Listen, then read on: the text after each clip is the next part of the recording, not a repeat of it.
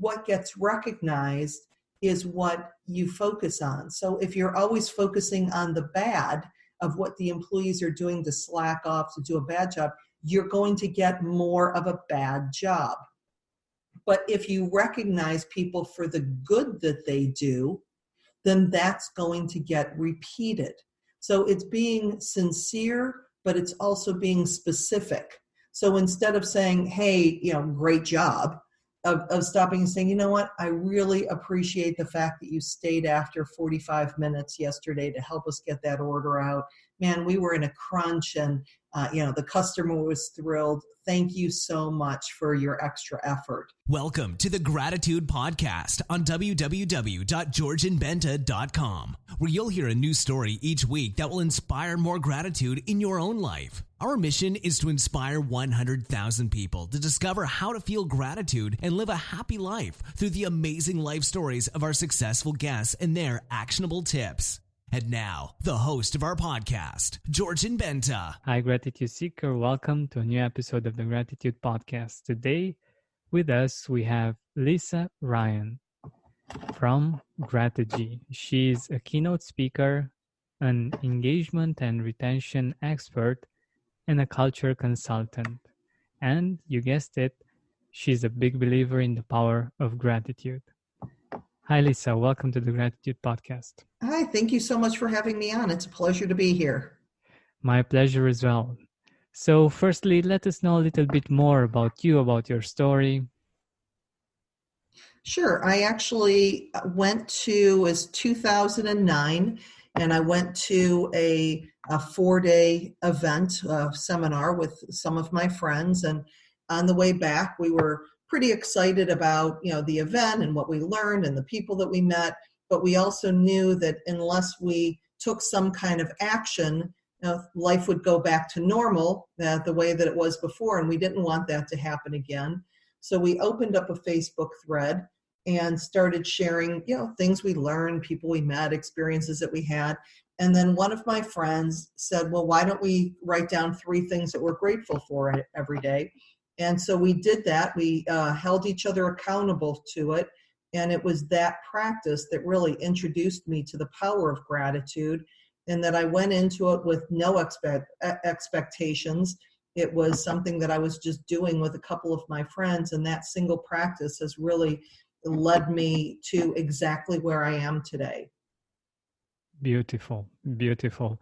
I love the power of a group and being held accountable, and I think that's a great idea for our listeners as well. If they haven't been able to get into the habit of practicing gratitude, they can grab a friend or two and do it together, and that keeps the momentum going, right?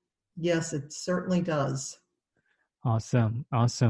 So I've been actually reading your emails. Lisa writes about gratitude, I think, every week, right? Yes, every Thursday I have Gratitude Thought of the Week that comes out. Awesome, yeah. And I felt that it's the right moment to reach out and to get in touch with her, for us to talk a little bit more about her experience with gratitude and the interesting viewpoint that I think she has and she can bring to us is like gratitude in the workplace, like how we work as humans and how much we actually need appreciation in order for us to perform. How does that work? Well, it really comes down to that basic human connection that gratitude gives us. Mother Teresa once said that we're more starved for appreciation than we are for bread. And that just isn't in our home life, it's in our work life as well. So when you have an employee that you're just giving a paycheck, well, why should I thank my employee for doing their job? I mean, that's what they get paid for, is sometimes the mentality that I run into. Whereas if you do take the time to catch your employees doing things well, to recognize them specifically, and to thank them for the value that they bring to the organization, they will actually be much more, they will bring more value to your organization than the money that you are actually paying them. So we want to, and I can't tell you how many people that I've talked to that have left companies because they didn't know how they were doing, because they didn't feel appreciated, and they went to another organization where they felt like they were contributing and where they were valued. That's so interesting, right? Because I know that there is a study about a certain threshold until um, so until which money is important, and after that, if you don't have recognition, for instance, it's no longer relevant. Even if you get a little bit more money, that's not as powerful as being recognized and appreciated for your work. Yeah, and there's lots and lots of research to back that up. So when people are associating gratitude with something that is soft or fluffy, or more of a soft skill, there's really nothing soft about it, because it brings hard results into the workplace that you can measure as far as productivity, profitability, all of these things that come into play when you have an engaged workforce.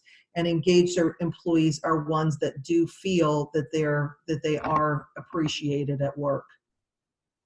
Yeah, it's such an important part, and I'm like, for me, appreciation is very important, and um, getting feedback is very important. For instance, one of the things that I admire about my brother, for instance, is that he's a researcher, and for him to get to receive recognition for his work, he needs to spend a lot of time working, and after a long while, he might receive some recognition. And I think, at least for me, it's really hard to do things in that manner, like to wait so much time until I could get some kind of recognition for my work. And I think it's very very important for us as humans in general to have this kind of recognition, because it actually fuels us to go on and to do more of the good stuff, right? Right. Yeah, I had one of my clients recently that had a woman in their plant come and give her 2-week notice. And he was like, "Why are you leaving? You're a great worker." And she said, "Well, my boss never tells me that. I don't know if I'm doing a good job. I don't know if I'm doing a bad job. And I need to go somewhere else where I'm recognized." And thankfully, he was able to talk her into staying and had a little chat with her manager. But if they had not had that conversation and she had not expressed that need to feel appreciated from her manager, they would have lost a very good employee. Hmm. That's so interesting. And it's so basic, but we forget about it. And this happens in our lives as well. Like, in general, we tend to forget to tell the people in our life that we appreciate them, and we feel that they know it. We don't need to tell them, or it's not something that is very, like, something that we should do every day or something like that. But um, it's actually really really important, and it really makes a big impact, understanding and letting people know that they are appreciated for what they're doing, isn't it? Right. Well, and that's why all of my programs start with that foundation of appreciation and gratitude. I mean, I talk about employee engagement, but a lot of times if a manager is only focused on engaging employees, but they haven't experienced the power of gratitude and appreciation for themselves, it's not going to work for them.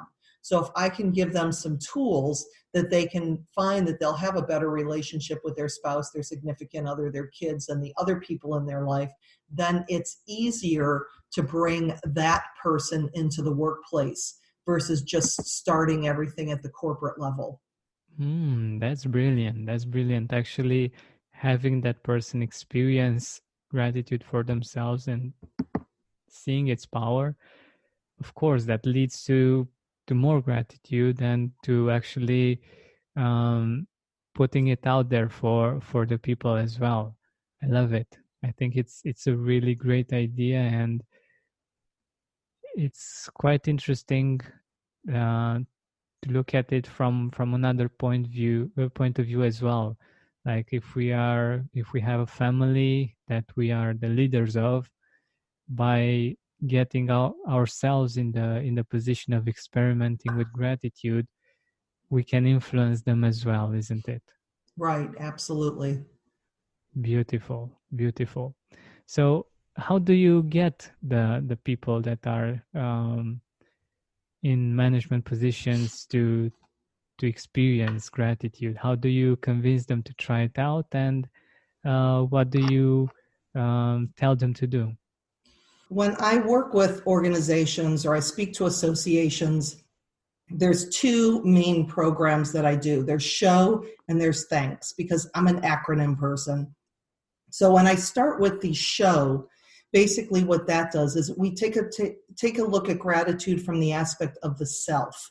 So how does it change your perspective? And we look at things like the gratitude journal, the evening journal, the morning journal, starting or ending your day with gratitude. The H is the health benefits. We've seen impact on the heart and on the immune system, on our stress levels. So having that regular practice of gratitude actually helps us physically. The O is with our relationship with others. Like you mentioned earlier, there's too many times that we assume people know how we feel about them. And this really encourages us to look for the good, to thank people, to show like thank you notes and giving tangible evidence of our feelings for them so they don't have to guess. And then when we get to the W, which is wealth, this is when we can take those 3 steps and take it into the workplace. So when I'm just starting, or when I have employees that I'm speaking to, I'll use the show talk. The thanks talk is the one that I really share with leadership, with management, because that's how to create a culture of appreciation in the workplace. So with the T is building that foundation of trust, because corporate cultures took a long time to form. They're not going to change overnight. The H is how do you help your employees to be better tomorrow than they are today? And this is how you invest in them. This is how you invest in training and just help them personally and professionally to grow. The A is how do you acknowledge, applaud, or appreciate what they're bringing to the organization. The N is how do you navigate work-life integration? Because with the invention of the smartphone, we're on all the time. And we spend more time at work than a lot of times we spend at home. So how do you create a workplace that's fun? The K is how do you get to know your employees? Whether you do a personality assessment, whether you use an all about me sheet where you can see, what's their favorite candy bar and their favorite gift card and their hobbies and what they like to do, so that we know how to recognize people in the way that they like to be recognized. And then the S is how do we as an organization serve a greater mission? How are employees contributing to something that is bigger than them? So in all of that, when you show thanks, that's how you create the type of culture where people feel connected. And as an organization, you keep your top talent from becoming someone else's. Wonderful. And I was just curious if you could share with us how is a company that has integrated a culture of gratitude compared to one like a traditional one that hasn't done that yet? People can feel culture when they walk into an organization. When people are connected, when they're when they're happy at work, there's a really good feeling when you walk into that company versus somebody walking into an organization where the employees are not happy to be there. So if you look at from a customer standpoint, if I as a customer can feel, hey, these employees really enjoy working here. some of the favorite restaurants that I go to, some of the, one or two of the airlines that are really great experiences, and one or two of the airlines where you pretty much know that the employees hate their jobs. So when the better you treat your employees, the better that they will treat your customers. So the true. better your customers feel about doing business with you, the more money they're going to spend with you. So all in all, when it comes to the productivity of the employees and then the profitability that comes from the customers, on both sides of the coin, having an engaged workforce that feels appreciated, that feels that they are contributing, is what directly impacts that bottom line. It makes so much sense. And I was actually thinking as a client, like if I go in a restaurant, or I use different kinds of services, and I get people that I feel that they feel great that they're there and that they can help me. It's such a beautiful feeling, and it makes me want to go there again, and makes me want to use that service again. Yes, absolutely. Yep. And when I see them depressed and, I don't know, like really unhappy with the job that they're doing, or that they're just doing it because they have to, and there's nothing else but the fact that they have to do it, it's such a big difference. And yeah, it makes a lot of sense. Like, it makes me as a client want to put more of my money there. And when you multiply that by, I don't know, thousands maybe, it can really build a business in a very different way. And yeah, it's so powerful when you look at it. Yeah. I also know that you have a really interesting perspective on how to get people to continue their positive behaviors. It goes something like, what gets recognized gets repeated. Mm-hmm. Can you explore with us this idea more? Sure. It's something that when, I go and I talk about the power of appreciation, and some people think, okay, well, all I have to do is say thank you to 5 of my people every day. And it's just like, thank you, thank you, thank you. Yeah. And number one, the employees have no idea what you're thanking them for.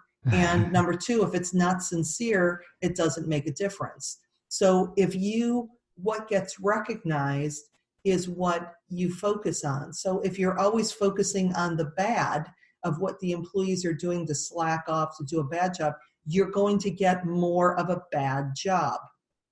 But if you recognize people for the good that they do, then that's going to get repeated. So it's being sincere, but it's also being specific. So instead of saying, hey, great job, of stopping and saying, you know what, I really appreciate the fact that you stayed after 45 minutes yesterday to help us get that order out. Man, we were in a crunch, and the customer was thrilled. Thank you so much for your extra effort. So now that employee knows exactly what it is that they did to be recognized for. There's no guessing. And they also know that their manager is paying attention to them from the good that they do, as well as, when they do. I'm not saying to never bring it up when somebody does something wrong, that, inappropriate behavior needs to be corrected. But if we err more on the side of catching people doing things well, then we have a better chance of having an engaged workforce. Definitely. And I know that you have like a statistic for this, like how many positives versus negatives is going to bring great results for a company. Yeah, it was a study that was done by Marshall Lasada. And what he did is he looked at teams and their ability to communicate with each other. And what he found on a high-performing team was a 6-to-1 positivity ratio. So this means for every one negative comment a person on that team would hear, for every one negative comment, they would hear at least 6 positives. On an average performing team, that number dropped in half. It was only 3 positives for every 1 negative. But then what he found on a low performing team, it was actually 3 negatives for every 1 positive. And so if you're looking at, the fact that you can either catch people doing things well and get more of that, or you can beat them up all the time for, what they're not doing well and trying to fix what's broken all the time. Basically, you're getting that those are the lowest producers. Those are the most disengaged people that you have. So you really want to focus on the good. When you are at 3 positives for every 1 negative, basically that's at neutral.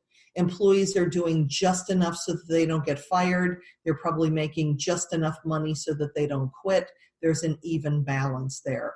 So we really want to up that from that 3-to-1 at neutral to getting as close to that 6-to-1 positivity ratio as we possibly can. Wow. What I find really interesting in this statistic is that actually what goes on the inside goes on the outside as well. Like, for instance, we have the tendency to focus on what's wrong because this is how we're wired as humans, to focus on the problems so that we can solve them. But if we do the same thing on the outside, it, like you said, the results aren't really good, and the morale isn't quite good as well. And gratitude can help us do this on the inside for ourselves, to be more motivated, to for us to have more positivity and get greater performance. And it's also the same with the people that we interact with. Like, I think this can be used outside of the workplace as well, and not just outside the workplace, but also inside of us. What do you think about it? Yeah, we are humans 24/7, whether we're at work or we're at home. So when it comes down to the very thing that creates that essence is that positivity of the gratitude response. We can start for ourselves. When I started my practice, I went into it just as a practice with friends. I really had no expectation. I hadn't read anything about gratitude. I really didn't know. I mean, for all I knew, we invented the practice. I found out later that we didn't, but it was just the power of doing that.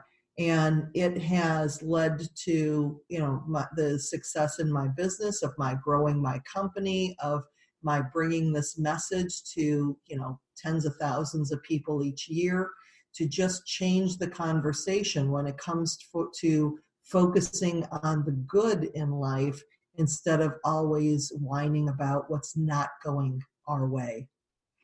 But let's take an example, like for managers, and I think this is a beautiful example for how we work on the inside.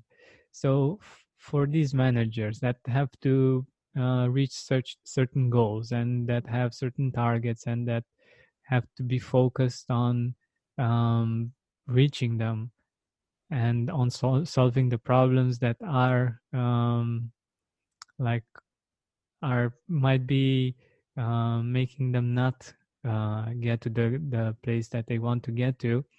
How can they focus more on the positives and not focus so much on the negatives? Like, okay, gratitude, I agree, but in the fire of things that are happening all around, how can we get back to feeling positive and to acknowledging the positives of other people? Well, it really is that daily gratitude practice. Waking up in the morning and writing down 5 good things that you're grateful for, or before you go to sleep at night, before you turn off the light for the last time, of writing down 5 good things that happened during the day.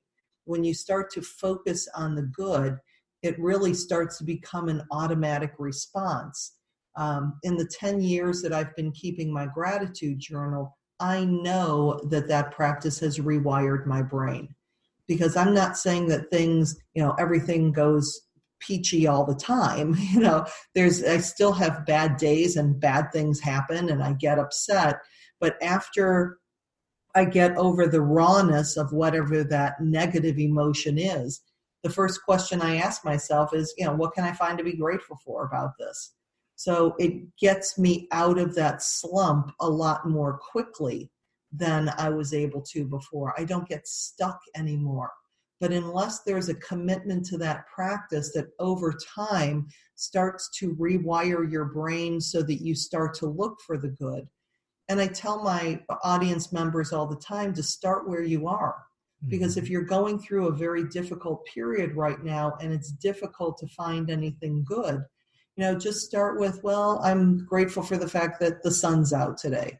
I'm grateful for running water. I'm grateful for, reliable transportation, air conditioning, whatever it is that is the very basics of what that person may have. And then when you can find one thing to be grateful for, it makes it a little bit easier to be grateful for the next thing and then the next thing.